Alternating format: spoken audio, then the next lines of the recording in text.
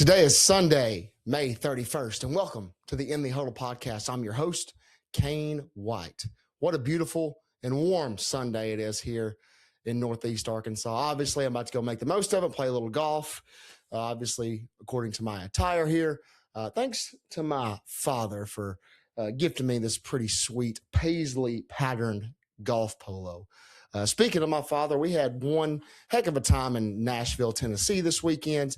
Went to the Music City Rodeo. Not a rodeo guy, but I'm telling you what, the bull riders and the bronco riders, man, they're talented. They're athletes, man. We had a good time taking advantage of the opportunity to experience something new in both of our lives, and we did that. And then we watched Charlie Crockett, Texas country singer, perform.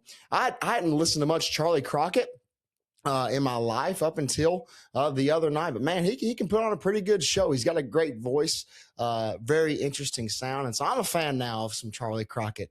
He was pretty talented up there on the stage. Like I said, happy Sunday to all of you out there. Got a big NASCAR race also in Nashville coming up tonight, and so the city of Nashville this weekend was really, really busy. A lot of people in for the Music City Rodeo and for the NASCAR race. I can't talk about NASCAR right now without making mention of the late, great Kyle Busch. We lost him a couple of weeks ago, the all-time winningest NASCAR driver over the three divisions with over 250 wins. In the Truck Series, the O'Reilly Auto Parts Series, and the Cup Series, a two-time Cup Series champion, but more importantly, a loving husband and father. Love him or hate him, Rowdy was one of the best NASCAR drivers that's ever walked the earth, one of the best race car drivers, period. I mean, it wasn't just NASCAR. I mean, he raced some dirt stuff, raced in the Chili Bowl, just a true talent. We lost him way too early at 41 years old. It's really cool to look back and think that I got to experience his last Daytona 500 and be there for that. And, we didn't know that at the time. But that just shows how quickly things can change and how delicate life is. And so, give your loved ones a tight hug tonight and make sure everybody in your life that they know that you love them, because you never know, what could happen. Life can go by really fast. And so rest in peace, Kyle Busch. You'll be missed by the entire racing community and beyond.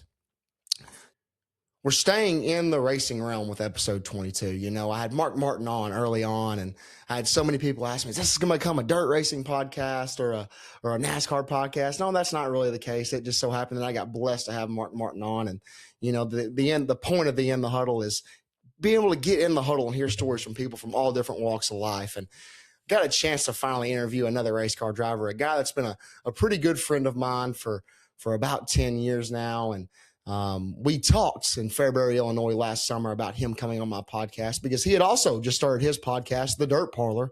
And we spoke at that race and we planned for him to come on for an episode. We finally got it worked out. I'm super excited for you guys to hear from this gentleman. He's a St. Charles, Missouri native. He's a St. Louis sports fanatic. He's one of the best dirt late model drivers in the Midwest right now. He's been a winner at the Dome at the Gateway Dirt Nationals. He's won Summer Nationals races. He's won at Fairbury, a two-time Herald and Review 100 winner. But more importantly, he's a girl dad. He's one of the best people you ever meet. He is a lover of life. He is the epitome of being where your feet are and gets the most out of every single day of life.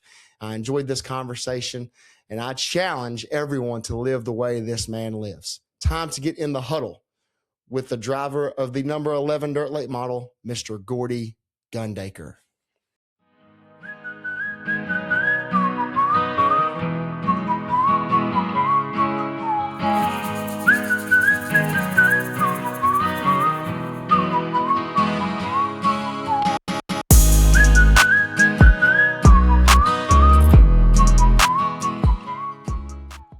Into it.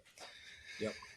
Dude, in a non-biased opinion, like, you might have a top 3 mustache in all motorsports. Like, I think you're up there with Ryan Blaney. How long have you been growing that thing out?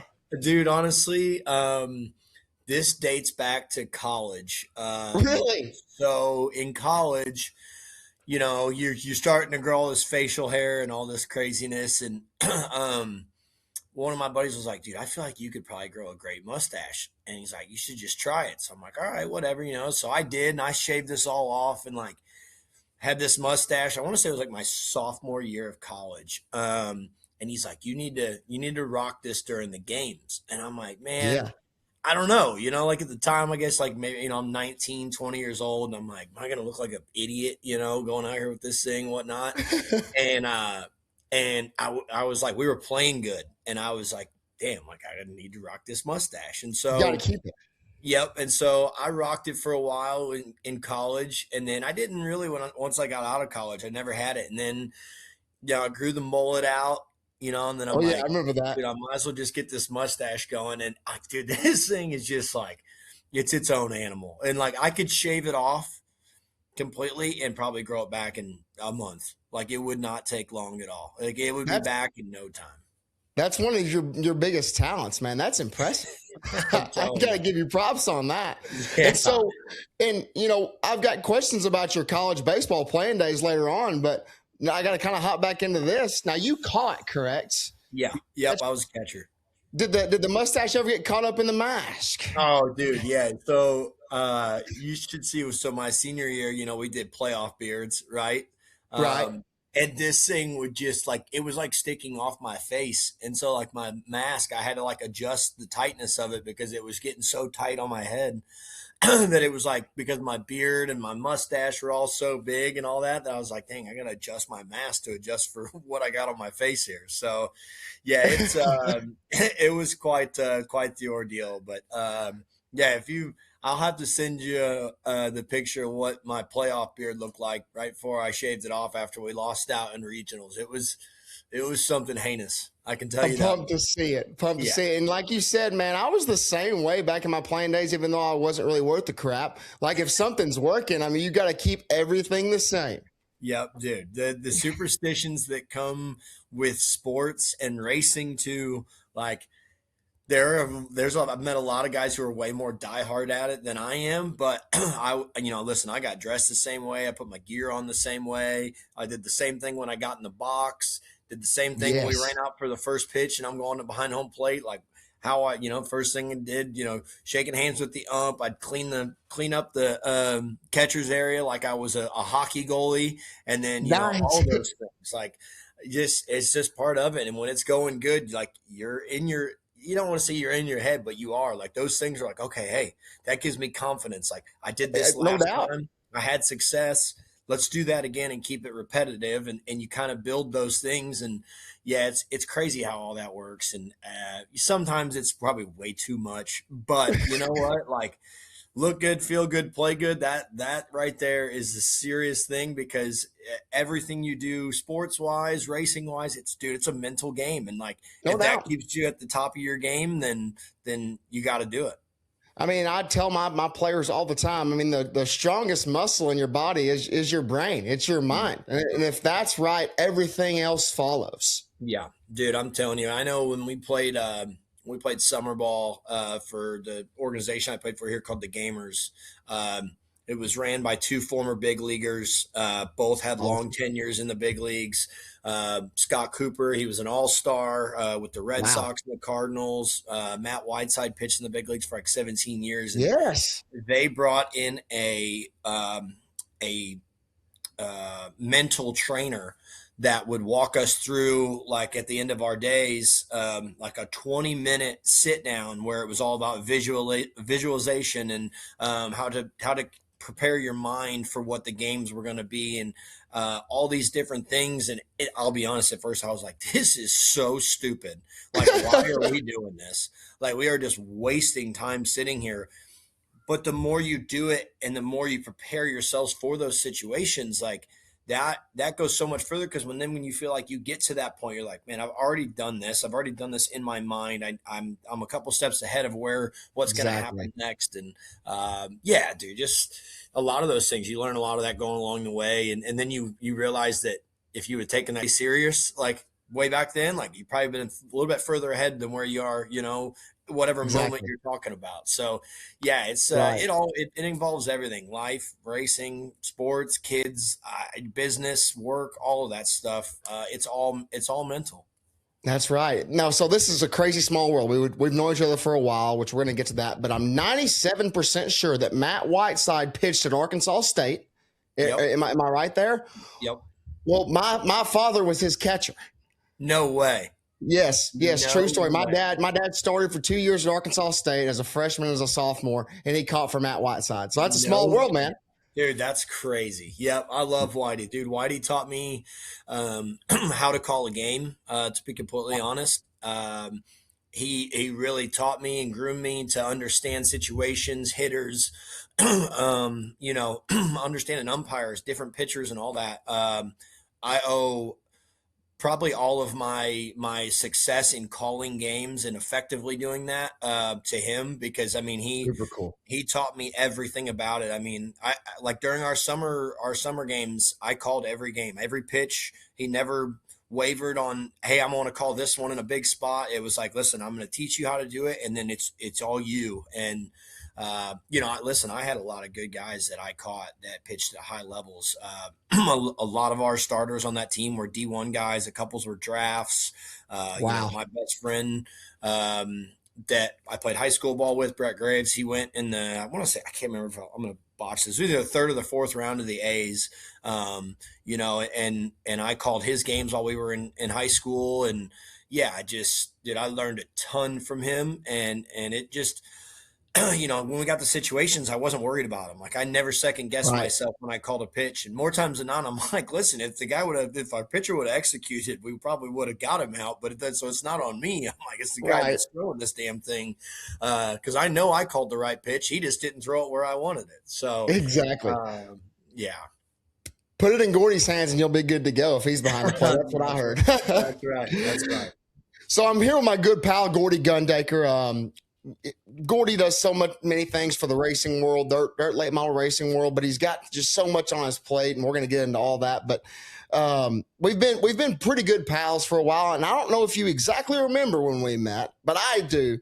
Like yesterday, it was August of 2016, 3-day Mars swing. I'm working for Kyle Beard. We hadn't raced in like 3 weeks because the topless rained out. Yep. We come up to Lincoln, run like fourth. We come over to y'all's place at Tri-City, and we're terrible. And then we're at Peevely that last day. And I don't know if we're getting our pit passes or getting tires. We're walking back. We're walking past your rig, and you're blaring like some EDM club music, getting your car ready to go. And they keep walking. I'm like, I've got to go meet this guy. Like I just walked up and I was like, I've got to go, shake this guy's hand. And that's the first time we talked. And man, that personality that you bring to the pit area and that energy and that vibe is super cool for our sport, because even though I'm not in the sport anymore, I still have a deep love for dirt late model racing. So what you do in the pit area is pretty awesome. Yeah, man. I've always been one of them guys that I guess you say, like, look, who you meet either during the races or during the afternoon or 2 a.m. is who you're going to get all the time. Like I'm just high energy. Like I love jamming music. That's one of my favorite things to do. I think everybody Yes, knows that if you go to the pit areas now, like I've got the big speaker, we're hanging out after the races. And I just look, sometimes people, not that you shouldn't take life serious, but sometimes people take life too serious, and they absolutely. don't stop to enjoy the moments or live in the moment, I guess you say. And, Yes. there's probably times that I live in the moment too much, but, I look at this deal that just happened with Kyle Busch, and you just never know when your last day is. Exactly. And the last thing I ever want to do is say, man, when I reflect on it, go, I wish I would have done more hanging out with my buddies or more laughing or more whatever it is. And that's just how I carry myself. It's all the time. I'm always joking around. I'm trying to have some fun. I'm blaring music. I like going to the lake and drinking with my buddies. I like, doing all the things that are fun. And listen, Absolutely. I work hard. I know like I'm as diehard as it comes when it comes to racing and anything I put my mind to. But I definitely like to take a step back and enjoy it, and be that fun personality and try to bring some of that out of other people, because everybody's got that in them and they don't always let it Yeah, out. And it's fun when you get people to kind of let loose for a little bit and let their hair down, because absolutely. those are the memories you get to talk about forever. No doubt. And man, I try to approach life the same way. And man, hats off to you for being where your feet are. Like I preach that all the time. I mean, be in the now, live in the moment. You're not getting the past back. Tomorrow's tomorrow. Be where your feet are, and you're a prime example of that. And so that's a great way to live, man. That's some very wise words from GG11 right there. Yeah, brother, I appreciate that. Yes, sir. So when we met, that little story I just told, you were relatively young in your racing career at the time, if I'm not mistaken. Obviously your dad's an absolute legend, but tell me about how you kind of got your racing career kicked off. Yeah, man. I mean, obviously, dad was in the thick of it when I was born. I was born Right. in '92, and that's right when, dad had been racing a while. But those years as I was growing up, that's all we did. We went to the racetrack on Thursday, Friday, Saturday, Sunday. We're traveling all over. And all I understood at that time was like, okay, dad races. That means I want to race. My older brothers, they race go-karts and then modifieds, and my oldest brother was crew chief on my dad's stuff. And Cool. so I didn't know any different. And so Right. look, I had four-wheelers when I was like 3 years old, all the electric cars you could want, scooters and everything. And when I turned 5, dad bought a quarter midget, and we took it to Walmart parking lots and made laps around orange cones, and There you got it go. till I felt comfortable. And then when I was 6, we went and started racing, and I ran quarter midgets. And truth be told, I do remember. I remember my first race. I was scared to death. I got in there, and the first time I had been around a bunch of other carts, and I can remember running like a couple laps, and a couple of us crashed. We weren't going 15, 20 mile an hour. We weren't going fast enough to hurt anybody. And I just remember crying, completely just sitting there, just like weeping, like, oh my God, I can't do this. And my dad's like, dude, get it together. Like, you're fine. Like, you just hit something, strap your belts back in, and we're going to go. And so we did, and took back off. And then, the second race I won, and they just kind of trickled, right? Like after that, Of I course. kept racing and racing. And we used to go to, God, I got a million stories about all the guys that we raced with that I used to race with, right? Like when we grew up doing this. Me and Brandon Right. Shepard raced together for our entire lives. Zach Yeah. Dom and his family owned Greenville, Illinois, the asphalt track, and we Okay. raced over there. And that's where I met Nick Hoffman. We've told this story before, but the only time I've ever upside down in a quarter midget was because Nick ran me over. Wow. My best friend, So, yeah, we just raced. We didn't know no different, and that's all I wanted to do at that time. And then I started playing sports and all those Of things. course. But my mom and dad were super supportive about me playing sports and doing those things. And they didn't want me just to race. They were like, look, if you love doing something else, like we want you to pursue that. And that's what we did. And I raced quarter midgets until I was 13. We ran Okay. go-karts for a year. I hated go-karts, absolutely hated it. These guys that I raced with, we raced a bunch of indoor races in DeCoin, Illinois, and these guys were Yeah. brutal, man. Like every time you went out there, you're ripping noses and bodies off because you're just getting smoked. Like everybody's just running into each other. And I remember telling dad, I said, look, this is not fun for me. Like, I don't want to race this way. I don't enjoy racing this way and running over these guys to pass them. Like, that's not how I want to do this. Exactly. Um, and so we shipped out of go-karts. Like I said, it might have only been about 7 or 8 months of go-karts. And then we bought a sportsman car, started to put it together. And then the crate late model series actually kind of developed. GM started building Right. crate motors and doing all that. And so we moved on. We didn't even finish the sportsman car. We sold it and got a 2006 Rayburn. Let's and go. built that baby up. And then, yeah, I started crate racing when I was, I guess the tail end, I was 14 and 15. And then Okay. crate raced for, hell, I don't know, 3 or 4 years. And then moved to supers when I was 17. And then, yeah, from there, it just, kind of spiraled on. And yeah, the thing was for me, I guess, that, obviously I went on to play college ball. Yes, sir. At the time, I didn't, not that I didn't want to go, but I was ready to start my racing career. That was something I Of was very course. adamant about. Um, and I started having colleges look and doing some other things, and had some JUCOs and some D3 schools and all that. And, to be honest, I was really frustrated because coming off my senior year in high school, our team was loaded. We had 13 seniors. We had 12 of the 13 were going on to play a college sport. 10 of them were baseball, two football, and a lot of It's D1 loaded. athletes. Yeah, yeah. So we had a ton of D1 athletes. We won state our senior year. You're a Marine. Yep. We were the biggest class in Missouri.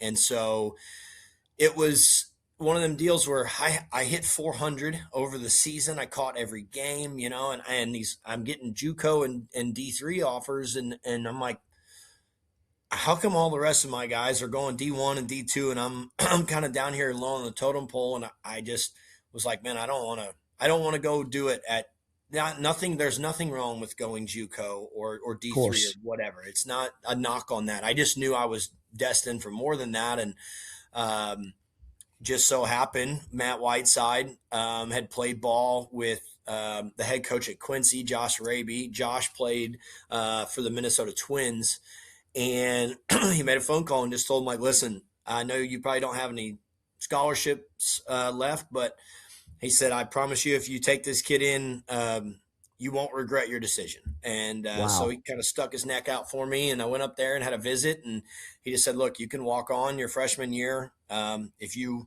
reward us, we'll reward you. And yeah, I ended up taking the starting job like my third weekend, my freshman year, and I never gave That's it back. insane. Yeah. That's Yep. So insane. I mean, yeah.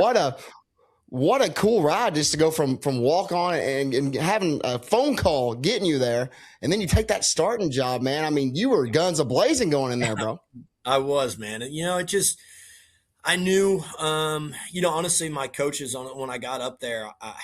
Look, I was a very, very good defensive catcher. I wasn't the biggest guy, I wasn't the fastest guy, I didn't have the strongest arm, but defensively, I was as nails as they came because I knew I had to outwork everybody, and that's what I did. Of Like, I course. mean, I spent hours and hours blocking baseballs and working on my footwork and throwing behind guys and understanding the game and knowing where everybody knew to be, and that was my role, and I was good with playing that. I wasn't the guy that was going to hit second, hit 400, Right. do all that, but I knew that I could contribute in other ways to make us successful. And yeah, I had a great freshman year. I actually hit, I don't know, some 280 something, I believe it was. Let's Um, go. Caught a shitload of games. I was catching 3 out of 4 a weekend. And yeah, we ended up getting two and barbecued in the conference tournament, and Oh, kind of distraught. And it just was like, man, that was a kind of a shitty way to end the first year, but I was excited about it. And I remember walking into our exit meeting, and my head coach, my pitching coach, and my catching coach were all there. My catching coach was the guy, he had graduated the year before. Dude was a stud, like unbelievable. Justin Dunning was his name. I'll never forget it. He was the man. Like, we were boys, and the awesome. first thing he told me, he said, dude, he said, I'm proud of you. He said, you grew up right in front of our eyes. It was cool to see you kind of take over our team and step into that role that, we didn't even expect you to be in. Like, when you came in the fall, we were like, damn, this is another shithead kid that we're going to have to deal with problems with and whatnot. And my pitching coach, he kind of said the same thing. He just was like, man, you controlled our staff a great job. He said, the only thing I hate for you, he said, you were robbed of freshman of the year in our conference. They gave it to a shortstop that played 15 less games than I did, hit for less average than I did, and all these things. But we were like the redheaded stepchild of our conference. They did not like us. So, Well, that's highway robbery, man. I mean, dude, that's yeah, man. I yeah, would have voted for you. yeah. I know it. I know it. And then, but the best part about that whole story is where I kind of got to this was, my head coach.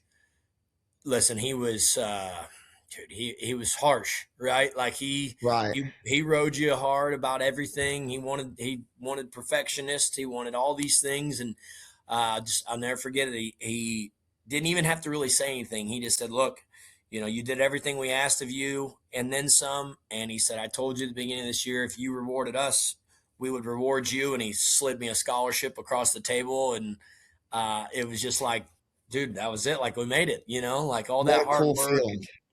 And, and I can remember walking out of that meeting just grinning ear to ear, pumped. And I called my mom and was like, she's like, how'd your meeting go? I couldn't even hold it back. I said, Mom, I'm on scholarship.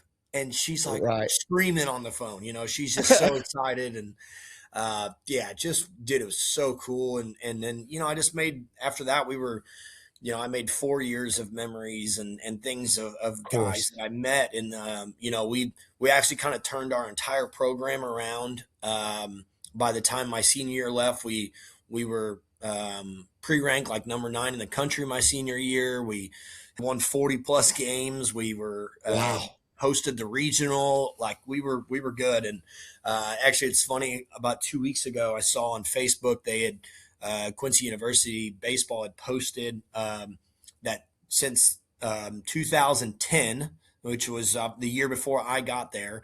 And then obviously my whole tenure, that Quincy has not missed a conference tournament since then. And Super that cool. was kind of something cool that I feel like we started, we kind of continued that trend. And now Quincy is a predominant school for baseball. Like getting recruits and stuff is not hard like it used to be. Like we had to recruit really hard. And when all them kids would come in, our head coach would be like, look, we need these guys, so whatever you got to do, let's find a way to get them. And we'd go out and paint Exactly. the town and find the best looking women to show them, and make the best time. So yeah, just dude, it was cool. And then obviously once I graduated, it was like, okay, back to racing. But my dad was the one that was adamant that I went to college and played ball. He was like, listen, we can race forever, but you It's need to go true. do this. You need to go do this. And so it kind of delayed me 4 years, I guess you'd say. But at the same time, I wouldn't trade it for nothing. I would never, I don't regret ever going to college and playing ball and meeting all the people I met, and the shit that comes with that, and getting my education and everything. So, yeah, I'm glad that I saw, kind of what he was telling me to do, and that I went ahead and did it. Man, that's awesome. Like that. So I didn't really know that's kind of how your path went. So you race all the way up until college baseball. You play. You have 4 amazing years. I mean, I knew that that you were good. And you started, man. That how you helped turn that program around is just, man, that's astounding. And then you hop right back into racing. That's just such an interesting career path. And I tell kids all the time is, you can work forever. You can do all these things forever. You only get this opportunity to play sports one time for most of us. Yep. There's Right. a very small percent of us that do this for a living, that go on to play pro sports. And so the fact that your dad who raised you around racing, he pushed you to go play college ball and leave your dream, man, that's super awesome. And I can relate to that in a way.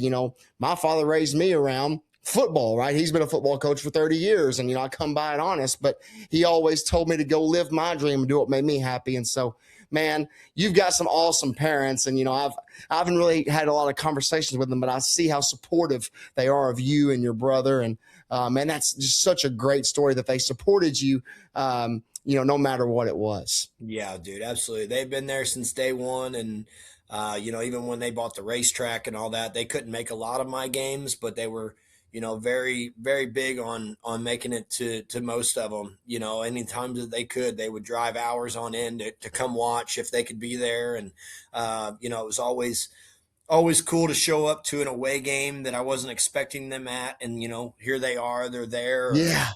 whatever it may be. And yeah, just some of those moments that you think back on, that you get to relive, because at the same points, like they gave me everything I needed to succeed. They were always Of course. 100% behind me, whether good, bad, indifferent, no matter what I was doing or making bad decisions, good decisions. Like they were there to help along the way. And yeah, it was cool. Obviously that my senior day at Quincy, getting them to walk out with me, and my mom just absolutely in tears. Uh, you Of know, course. I know that like that moment was for them, and it was cool to cherish all those memories with them, and that all the families they got to meet when we were at Quincy and the times that Yeah. they were there. Dude, you just look back on them, and now I know that they enjoyed it just as much as I did, because they're hooting and hollering and doing all these dumb things. Like I can a quick story. One of my favorite stories ever was we played out at Rockhurst out in Kansas City, and all the parents drove over there, and we've just mollywopped these poor guys, and we kept hitting home run after home run. It just never stopped. And I look over, and the dads had started every time we hit a home run. There was a hillside they're standing on. All the dads would just start rolling down the hill every time we hit one. And they were covered in mud and getting up and high fiving each other and laughing. And it was, dude, it just some of those things, you're like, man, I just those memories are so cool. Thinking back on them, and it just, yeah, I'm glad that I pursued my career the way I did, and I wouldn't, like I said, I wouldn't change a thing about it. Awesome. That's also another great point of view on life. And I can relate to that. Like with my time on staff at the University of Arkansas, I got to make a ton of memories for myself. But now looking back on it, the memories I got to help create for others. Yeah, And then they got to be a part of the memories I made. Like that's super, super cool to me. And like it makes me understand that, there may have been rough times in those memories or whatever, but the fact that we got to make memories for those that we love was really special. yeah, yeah, and it just No doubt. shapes you. It shapes you who you become, and all those memories, good, bad, and different. That's what you learn from, and how you build on them. That's awesome, man. No doubt. So we've talked all about your college baseball career, which I mean I've learned so much. It's so super interesting to hear that. But so you get done playing college baseball, you get back racing, and we've got to talk about this moment. One of my favorites from watching you. Roughly a year after we meet, you win at the coolest dirt late model venue in the world, a place that your parents had a huge hand in getting started. You win at the Dome at the Gateway Dirt Nationals. Man, is that your favorite win ever? Dude, I think it has to be, because it was, look at that was the first win of $5,000 or more for me. That's right. I Yeah. remember that. Yeah. Yep. And so, I had won some 2000s, some 3000s, had never won anything, in I would say a bigger race at that point. Right. Not that them 2 and 3000s are so little, but they just weren't that 5,000 or that 10,000. And, obviously being there at the Dome, it was like, I mean, the field was stacked, right? And, Oh and yeah. it's, I can remember kind of lining up for that deal, winning my heat race, and knowing I was starting on the pole. And God, dude, I'm telling you, I was so nervous. I was like, I bet. hardly, like I couldn't even hardly talk. I didn't want anybody to come around me, and like I don't ever get that way, especially I don't not anymore. But back then, I just remember being just so nervous. Like, man, please do not screw this up. Like you have a great opportunity, and obviously everything went the way we wanted it to. And yeah, just I guess it was kind of at that time, going, okay, am I ever gonna where's the moment that I eclipse being that local guy, right? Am I just Right. more can I be more than that, or am I going to be a local regional guy my entire life that has a great career for a local regional guy, but he never amounted to the other things. And that was like a breakthrough for me, mentally. Right. It was, I think, for my mom and dad, seeing that kind of kick the door down, that was big. And yeah, I just, dude, I mean, it's my hometown. My mom and dad were Yes. part of that event. There's thousands of people sitting out there. Mhm. And yeah, I just, I can still, one of my, I guess, captured moments I remember having was standing in front of the car, taking all these pictures, and there's like 50 camera people, and it's just like flashbulb, flashbulb, flashbulb. And, Like a like, movie. yes, and it was like, holy shit, I did it. Like I can Yeah. do this. I can do this at this level. And yeah, I want to get back to victory lane there so damn bad because I just want that feeling. And it's something that you can't explain what that one's like because the dome is its own event. So, It's its own thing. Yep. yep. And, being under the bright lights of the dome and in front of thousands of people that are sitting there, plus all the people watching at home, it's just, Mhm. there's not really a race, I would say, that reflects that one because it's its own deal. And so, obviously I've won some other races since then that feel just as damn good. Of But course. I just would say winning that deal in the dome is at the very top for me.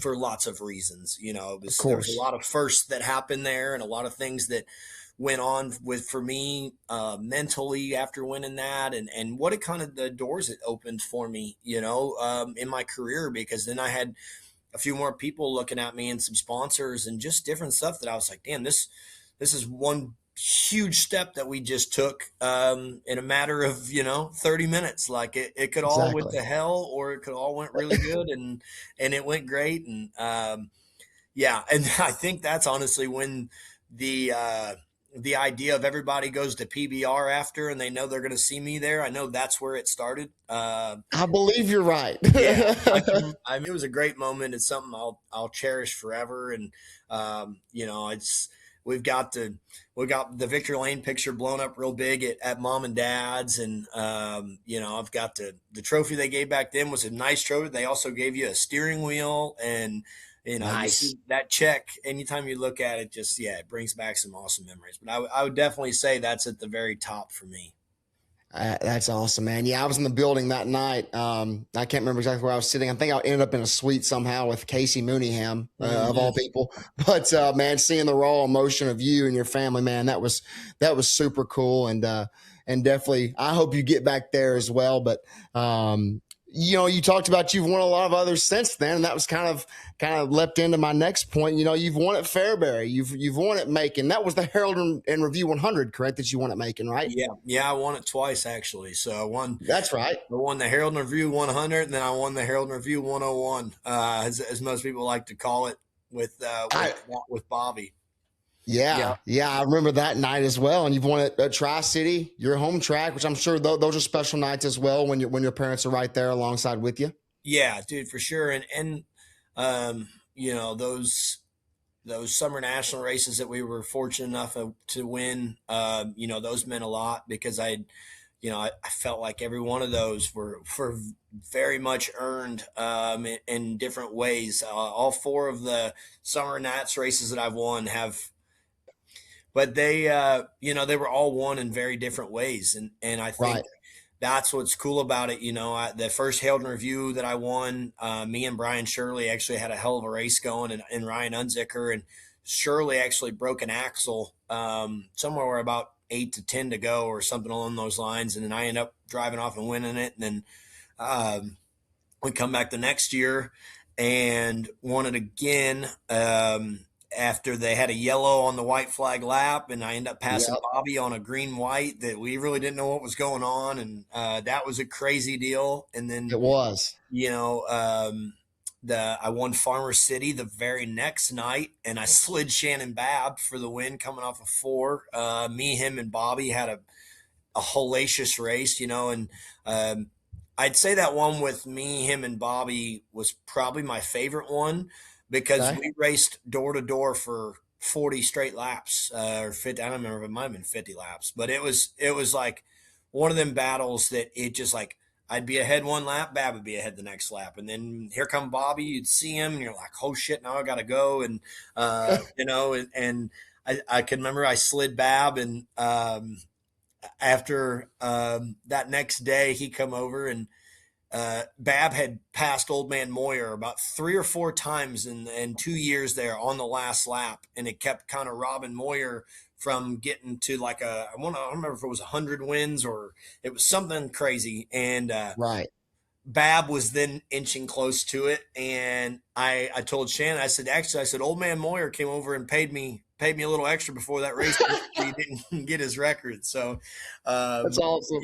yeah, just and then the Fairbury one, that one there. That one probably is my second favorite win, just because I love that racetrack and those people so Yes. much. And I started 14th that night, and same deal. Actually, I passed Bab for the win again in that one. And the only thing that ruined that night was that they had that big storm come through right after the races. So we didn't really Right. get to celebrate it the way we wanted to. Now, we ultimately ended up doing it anyways about 3 hours later, but that was just like it was like a tornado and it blew the power lines down and all kind of stuff at Fairbury. And they like rushed my Victory Lane interview through. And I'm like, what are we doing? I'm like, I just won this race. You guys are just shipping me out of here. And This is a big deal. Like, yeah, slow it down I here. had no idea, had no clue. So,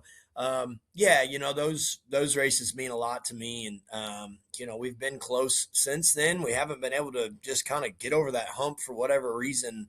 To win another big race. I've led quite a few. I led Wheatland. I led the Farmer City 74, and uh, I've talked about it on my podcast. Like, Sheppy is my kryptonite.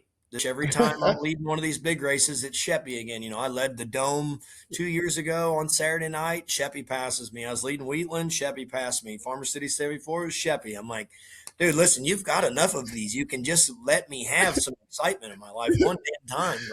But I wouldn't expect nothing less out of him. I wouldn't, it's not like a realistic thing that a guy would ever let you have a win. Just I'm like, damn, every time I'm in a great spot, I look up and I see this Rocket One or the B5. Dude, come on. No matter what, it's blue. It's either It the blue is. 5 or the blue 1. Yeah. There he comes. I'm like, come on. So yeah, it's but yeah, it's dude, this is just it's a hard sport, man. It Winning is. races is not easy, and it's I feel like sometimes I get a lot of shit from people on the internet. Not that I really care at all. That they're just like, oh, yeah, you had a few wins, not that good, and blah blah. And I'm like, listen, I'd love to see you guys come out here and compete with us every night, so I can make fun of you of how bad you suck. Because Exactly. getting to the front of these races is not easy. Winning them is 10 times harder than just getting to the front of them. So, Exactly. it's just you just keep plugging along, and that's all you can do. I mean, it's tough, and I love it, and I'm diehard about it, and we'll keep trucking along, and eventually we'll find us a hot streak, and then people are gonna hate me when that happens. No doubt. And why it's so tough, Gordy, is, me being from Arkansas, and look, don't get it twisted. The racing is good down here, but you race in the toughest states against the toughest competition week after week after week. I mean, you're just throwing around Babb and Shepard and Pierce. Like, dude, those are legends. And those are guys that you're having to go door to door with every weekend to go along with the best racetracks in the country, which put on the best racing. And so, you've got the best of both worlds and you're competing with those guys at a high level. Yeah, well, and that's the thing is obviously I think Illinois and Missouri have been touted as how strong the fields always are, how good the racetracks are, and you're right. Yes. Like, dude, listen, we've lined up for Falls Frenzies at Fairbury that are World 100 fields. We've lined up for Yes. 3,000 to win races in the middle of nowhere, and it's the same deal. It's a Summer Nationals field with Babb, Moyer, Pierce, Fager, Unzicker, Sheppy, and you're just like, dude, oh my god! Like, to win one of these is so excruciating. And it's like you have to do everything right. You can't make mistakes. You can't let some of these slip away. And that doesn't even count them guys that pop in like on the Summer Nationals stuff for a week, or Right. your Dennis Herbs and your Turbos, and you get Tanner English mixed in there. You get Right. so many of these guys, and then you go to like a place like Highland, that's its own realm, and you get Darren Klein and Chad Zobrist, and throw them in, and it's like, dude, like every night those races, there's 15 guys that can win them, and so it's just Exactly. yeah, dude, it is very very tough to win any of these. Like running a top 10 at a crown jewel is like a win, I can tell you that much. Right. And like even when I was working with Kyle, in 15 and 16, we would come up to Illinois. We were confident and felt good, but man, the competition up there, it's nothing like down here, not taking away from the Moyers and the Timothy Copes of the world, but we'd go in there hair on fire and we'd have to figure some stuff out up there real quick. Yeah, you can leave all of those races with your tail between your legs in a hurry. No doubt. It happens more than you think, and I mean that's why I ran the summer nationals in 16 and 17 because it was like, look, if you want to get out on the road and race with these guys, you got to go figure out how much better they are than you, and then figure out where you need to get better and build your program up and learn those things. And that's what we did. And that's just it's the way you have to go about it. You got to take them whoopings like a man and learn from them, and then keep on going. And it's just it's any young kid that's coming up in the ranks. I think that's what all of us trickle down. That's like, look, you're going to go out on the road and you are going to get whooped. You're going to run 15th and 16th and 17th 90% of the time, but you're going to be so much better for it by the end of that year. That's where you start learning and gaining and doing all these things. And Absolutely. Illinois is like that on a weekly basis. And that's why we've gone to that area a ton just to try to learn and keep building notebooks and figure out where we need to get better. That's awesome. And like you made a great point, man. When the bar is up here and you're on with guys that are up here, it's feast or famine. You're going to get closer to that bar, or they're going to get further away. And so that's a great point that you made about guys that are going on the road for the first time. Yeah. It's just the way it goes. It's the way you got to do it. That's right. So I want to talk about a cool moment from last weekend, man. You ran side by side with your brother at the Show Me 100 in that B main, man. I watched it. Like, it was super cool just to see those two 11s going in the corner at the same time. So this is a two-part question. How much fun is it racing with your brother? And two, has there ever been any contact between you and T-Rev? Yeah. So here's the thing. I tell everybody this, like, listen, I want my little brother to succeed more than anything in this Of course. life. When he wins, I'm as elated for him as anything else, whether it's beating me or I'm there helping him. I want nothing but the best for him. The problem is I'm big brother. Yes. And so little brother wants to beat me at all times. That's his goal. So the way we race each other is very drastically different. I'm more apt to give a little more room, Right. kind of let him roll. Whereas if on the other side, he's more apt to hang a left and rub doors and all that to me. And I look, I get it. I don't blame him one bit. I love racing with him. There's nothing more than I enjoy than going to the races with my little brother every week. So awesome, man. And seeing him grow and stuff. Now I will be the first one to get out and tell him what a jackass he's being when he runs me over. And, we did it this past weekend at Wheatland after one of them features. He hung a left on me and I had to lift for him. And when I lifted, I got drove by like 6 guys. And next thing you know, I went from running like 12th to 20th, I think, is where I ultimately fell to in a lap. Wow. By the time it was all said and done. And, I'm just like, I told Trevor after, I'm like, buddy, look, I could have KO'd you and probably shipped both of us there and either got both our cars or turned you around or killed your door, but I didn't.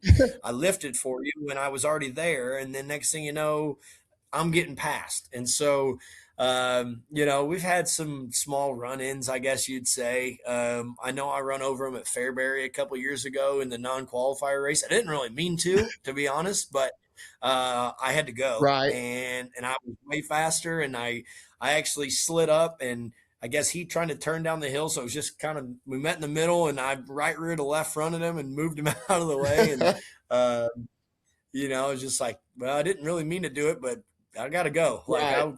you had to win that deal to get in, and I ended up running second. I think I started like 7th, and I got to second fairly quickly, but not quickly enough. And it was like, I got to get through there. So, it's just, I don't know. It's, like I said, I want him to succeed more than anything at the end of the day. And so, we go about it a little bit differently. We're 10 years difference in age. Right. So he's still progressing into the man he's going to become. Of course.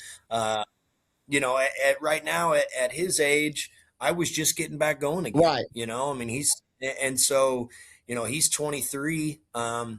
23 was 2016 for me, which was my first year on the Summer Nationals. So he's miles ahead of where I was at that age.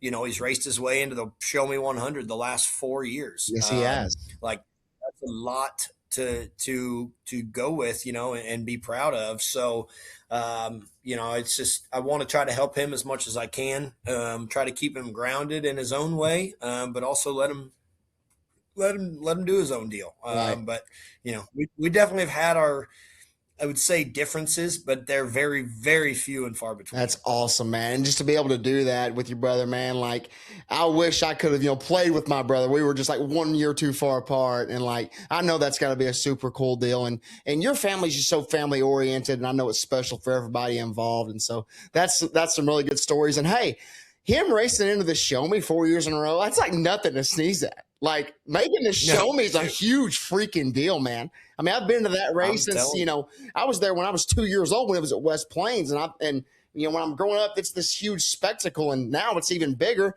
Him racing to it 4 years in a row is pretty freaking awesome. Yeah. No, dude, he does a good job, especially there. And, we've worked towards being good at Wheatland. We go there and race a lot because we want to be part of that event. And, like I said, he does a really good job because it's not easy at all. I mean, hell, there's 51 cars in the pit area last week and 27, I guess, made the race ultimately, and 17 of them are national touring guys. So just goes to show how hard it really is to make that deal. And he's done a good job at putting himself in a good position to accomplish. No doubt, man. That's super awesome to hear, and to hear those awesome stories about you too. So obviously you see him behind me. You see the shirt I'm wearing. You know that I'm a Cardinals fan. I'm a Blues fan. That's one thing that we share in common. You're a STL sports fanatic. I've got to know. We've both lived the 2006 World Series, the 2011 World Series, and the 19 Stanley Cup. Of those three championships, which one brought the city the most energy? Which one was the most fun to live through? It had to be 2019. It had to be the Playing Gloria, baby. Dude, I'm telling you, there was something about going to those playoff games or being downtown while the games are going on. The vibe around the city, like. Look, the Cardinals have always been successful, of course. So I think, those hold their own weight. But being that was the first Stanley Cup the Blues had ever won, the way they did it by making that crazy run, winning all those games in a row, and then going through the gauntlet they went through, of course. To ultimately knock off Boston, dude, like that was crazy. Game 7 in Boston and you win. And I went to the parade. Actually it's funny. So obviously 2019 right there, ended up being one of my most successful years in racing. I think I won 8 or 9 races that year, 2 of them being Summer Nationals. Wow. And we played Gloria everywhere. You had to. I mean, everywhere. I remember, we went to the game against Winnipeg, game 6, that would have been, that Jaden Schwartz had a hat trick. Yes. The Blues ultimately won 3-2, I think. We led 3-0 and we gave up a couple of goals late. Place is going nuts, just going absolutely bonkers. And that run was magical. And, I can remember reliving that. I was actually living in Champaign at the time with one of my college teammates. I was working with him on some rental properties he owned, and we watched every game. Right. I mean, we were adamant about it. And it was so cool to experience that whole run and just what all happened that season. Man, no doubt. I miss Jaden Schwartz, man. I really do. I miss having him around. He was one of my favorites. But yeah, I mean, that kind of kicked off my Blues fandom. I mean, I was a Cardinals fan since birth, but I'd never really been into hockey, and I start keeping up with it. Well, now, no disrespect, I just went to a Cardinals game 2 weeks ago. Give me a Blues game every day of the week, man. Dude, I'm telling you, I love them Blues games. No doubt, man. That's it. They're so much fun to attend, and especially when they're good. But even when they're not, man, or not as good, man, the Enterprise Center is a great venue. and maybe we'll run into each other at a Blues game here in a year or two. We'll just need to schedule on up, and we'll just I go. think we'll just have to figure that out. But I know you're busy, and Yeah. so and as am I. But a reason that you're a little bit busier than me, you're a recent girl dad. So talk Yeah. about how cool that is to see your own child grow up in front of your eyes, man. Yeah, no, it's crazy. I've got two now. Wow. I've got two Yeah. girls. Um, my oldest Eloise, she'll be 3 next weekend. Wow. And then my other little girl Veda was born in January of this year. So, it's my favorite thing I've ever done in this life, Awesome, man. by far.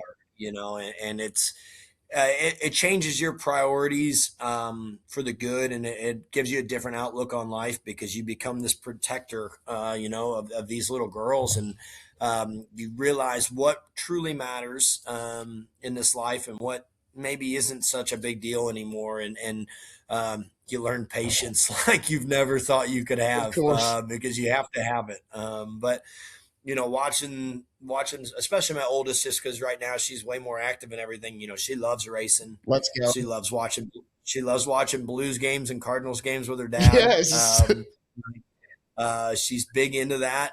We've taken her to a Blues game before, and she had the time of her life. And just watching them grow is so special, to me, and obviously Savannah and I just cherish those two little girls with more than anything. And I would say they're pretty fortunate as far from the racing side, being that my dad being who he Yes. is, a dirt late model Hall of Famer, owning Tri City, and then Savannah's dad being Donnie Schatz. Yeah. Yeah. Pretty cool deal. Yeah, they do pretty good. The first year we took Eloise to Knoxville, the year she was born. Donnie actually won a prelim night, Awesome. so she's in victory lane at Knoxville, like 2 months old. We have some of the funniest pictures from that night, and it's like how many kids get to ever experience some of the things she's getting to experience. I want to. I won a 5,000 to win Mars race at Peevely, actually about a month after she was born. Nice. And to stand in victory lane, hold my little girl, was like the top of the mountain. That's awesome. There is something that is true to that when you have a kid, that like something good is really going to happen for you, whether it's in sports, if you play baseball or whatever, football or hockey, or if you race, like, listen, you're probably winning a race right off that first little girl. And I know, recently, I know Devin Moran has done it. I know Brandon Overton did it when they had theirs. Nick Hoffman has done it. Like, it's just really cool to see that and enjoy those moments a little more than usual, because you're like, man, I have this child here with me that we brought into the world. So yeah, it's easily the best thing that's ever happened to me, and made me a better man and a better person every day. That's super cool. So you're telling me children are a good luck charm. So we need to try to have our first kid like December so that we can win a state championship in football. That's what you're telling me. There you go. Yep. So that means February and March, you better get to clipping it up. That's the time. So I love it. yeah, I'm telling you, something good always comes out of it. It really does. It's the damnedest thing, for us too. It's really fun because, so my birthday is always World 100 weekend, Okay. September 9th. So my birthday has always been at Eldora. Savannah's birthday is always during Knoxville Nationals week. There you go. Eloise, born June 5th. That's the Dream. dream. Yep.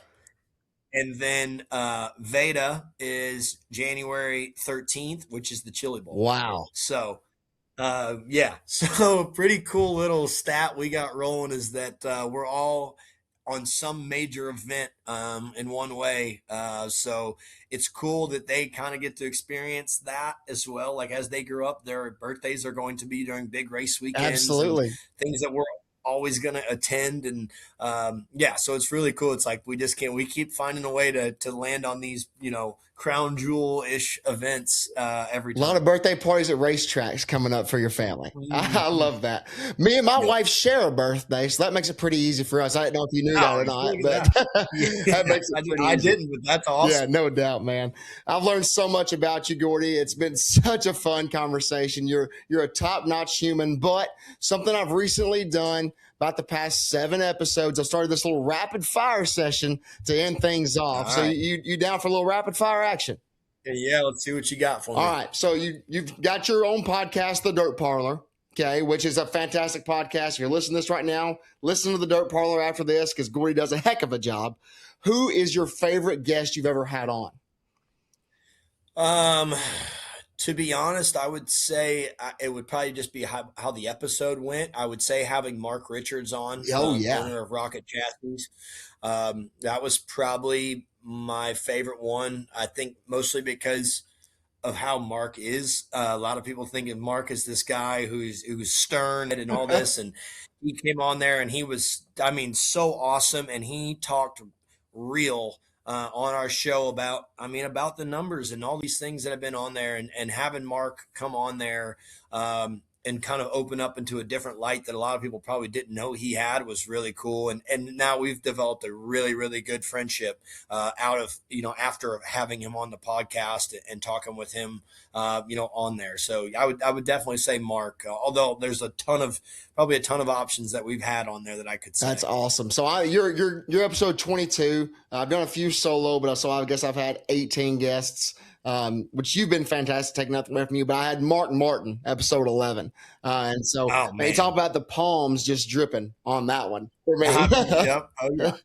Oh, dude, Mark is the man. My dad and Mark actually grew up racing asphalt cars and stuff together, and Wow. he follows me on X or Twitter, and he's always liking all my stuff, And every time I see it, I'm just like, Yeah, yeah, yeah, baby. yeah, That's the way I yeah, feel. hell yeah. I mean, sidebar, I run in this 5K, the St. Jude 5K in Memphis, Tennessee, and like I post a clip of a podcast, episode, and I talked about Mark Martin because he was my childhood hero. He's from Batesville. It's an hour down the road, Yep. and somebody tags him in this comment, and like he likes the clip and comments on the clip, and I DM, and I'm like, "Would you like to come on?" He's like, "Yeah," and I'm like, how did that just happen? Like I was scared to death, Gordy. I was scared to Uh, that's death. awesome, dude. That's so cool. I'll have to go back on here and watch it. I want to check it Man, I out. tell you what, like I love talking to people and I love, getting into sidebar conversations with him. I just let him go. Like I just Yep. let him talk because he has so many stories to tell. It was really cool. Yep, I've listened to a few podcasts that he's been on, and not one of them have I not enjoyed. Hearing the stories and the things that they did back in the days racing and stuff. It's really He's a cool. legend. All right, it's question 2, rapid fire. Favorite track of all time you've ever stepped foot on? Oh, I would say my favorite racetrack is definitely Fairbury. Let's go.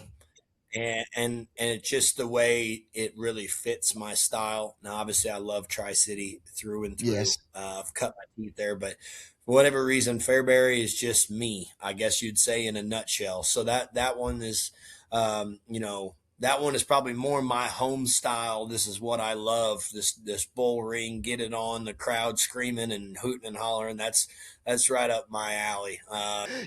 So last year was my first time going to the PDC. We talked, after the races one night, and I told myself on the way home, I'll never miss that race again. So I'll be seeing you at the PDC here in a little over a Hell month. yeah.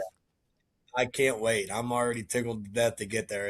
Like I said, it's probably outside of the dome. It's probably my favorite event of the year. I wish I could get off for the golf outing, but I'm not gonna be able to make it up. But I'm a big golf guy now, and that would be a lot of fun.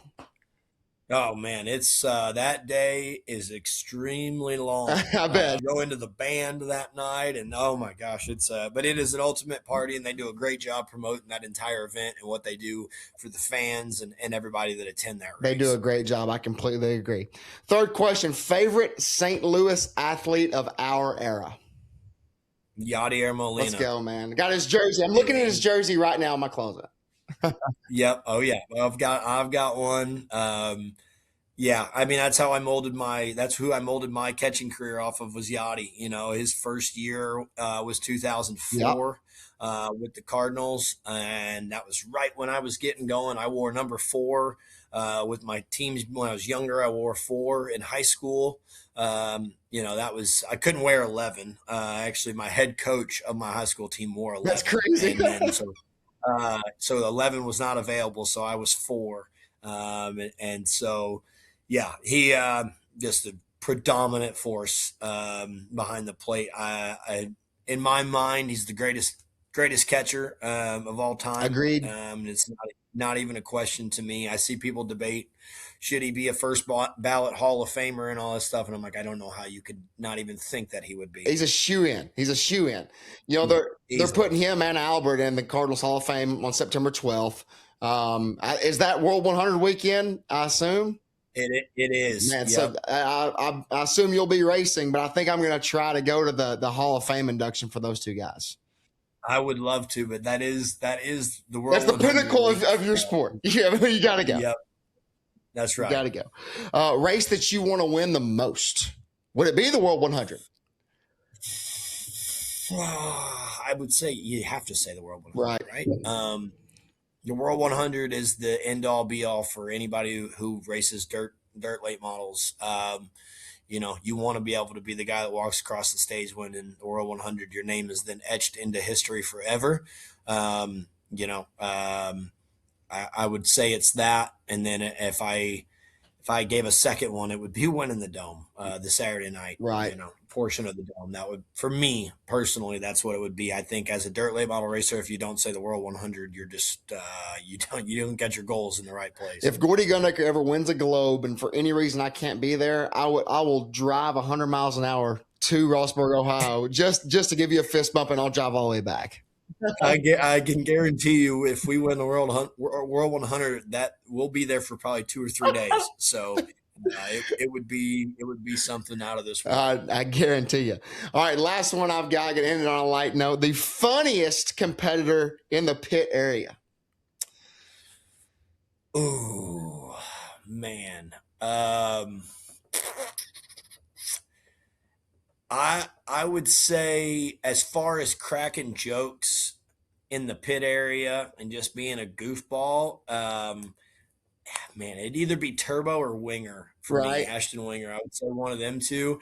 I would say somebody who does not try to be funny, who is absolutely hilarious, is Brandon Overton. Okay. Brandon Overton, just the way he goes about it, something he says, like he just got one of them. He could spit a one-liner out at you or whatever it may be, and just his demeanor, it just cracks you up. Like, I don't know if you ever seen the interview. I think they were at Muskingum a couple of years ago, and it got on there, and it was kind of a wild feature race. A bunch of guys run over each other, and he gets out, and he's got his hat on backwards, and he said, I love y'all, right? He said, but I don't even need a driver's license. Yes, I remember that. Yeah. They're just, it's like, it was so funny, and he just doesn't even mean to do it, and he just cracks me up. And him and I have become really good buddies over the years, and he's got a daughter now, and we kind of relive some of that stuff together. Like, we were parked right by each other at Wheatland talking about our kids, and he just is a funny individual. There's a ton of guys who are hilarious that we race with, and some crew guys and that. But yeah, I would say Turbo or Winger is probably your funniest, as far as just being an idiot and cracking up and saying that. But Overton is like, doesn't mean to be, and will just be hilarious. That's awesome. That's some really good insight. Those are 3 great racers, but also great dudes and funny dudes. So that's some good insight. Gordy, I can't thank you enough for your time. You're one of the busiest people that I know, with all that you've got on your plate. And for you just to spend an hour with me, man, I'm blessed. You're so wise, and your outlook on life is fantastic. And man, I've been smiling ear to ear the whole time, just because you're a great personality and a great human. Thank you so much for joining me, friend. Yeah, dude, absolutely. Anytime. I appreciate you having me on. And, obviously we'll see each other soon, but I've definitely enjoyed our friendship that we've had over the years. And seeing you succeed in your own light, with coaching and stuff is cool for me to watch, kind of from the grandstands, I guess you'd say. So it's cool seeing you do your own podcast and all the success that you have in your life as well, Man, man. thank you so much. That means a lot coming from you, brother. I appreciate it. And yes, I'll definitely be seeing you at the PDC, maybe sooner. But till then, and giving it all you got, and we'll see you in victory lane soon. Awesome, brother. I appreciate it, man. Thank Episode you. 22 with Gordy Gundaker. We'll see ya.